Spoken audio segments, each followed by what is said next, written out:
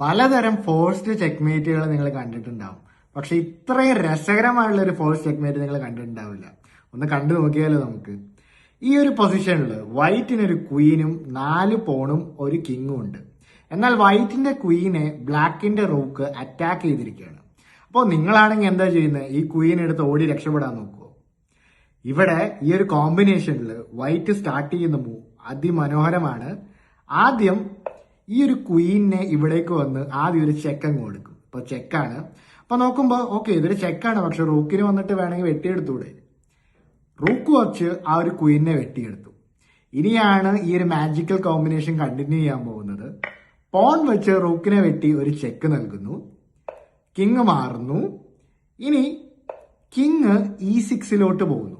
അപ്പൊ ഇവിടെ നോക്കുമ്പോ ഓക്കെ എനിക്ക് 4 പോണുകളുണ്ട്, പക്ഷെ ബ്ലാക്കിനെ സംബന്ധിച്ചോ ഒരു റൂക്കും ബിഷപ്പും പിന്നെ 3 പോണും. അപ്പൊ ആരോട് ചോദിച്ചാലും ഇവിടെ ബ്ലാക്ക് അല്ലേ ജയിക്കുള്ളൂ, കാരണം ബ്ലാക്കിനല്ലേ ഏറ്റവും കൂടുതൽ പീസുകളുള്ളത്.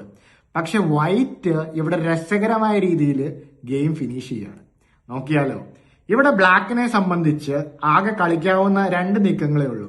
ഒന്ന് H5 കളിക്കാം, അല്ലെങ്കിൽ H6 കളിക്കാം. ഒരു പക്ഷേ H5 കളിച്ചു കഴിഞ്ഞാൽ ഈ 2 നീക്കങ്ങളെയാണ് ആകെ ഉണ്ടായിരുന്നുള്ളൂ. നമ്മള് കിങ്ങിനെ ഇവിടെ D5 കൊണ്ടുവരും. ഇനി ഓൺലി മൂവ് ഇങ്ങോട്ടേക്ക് കളിക്കണം. കിങ്ങിനെ കൂടുതൽ അടുപ്പിക്കുന്നു. എന്തിലേക്കാണ് പോണേന്ന് നോക്കാം നമുക്ക്. എച്ചിനെ ഇവിടെ H3 വരുന്നു. കിങ് B4 വരുന്നു.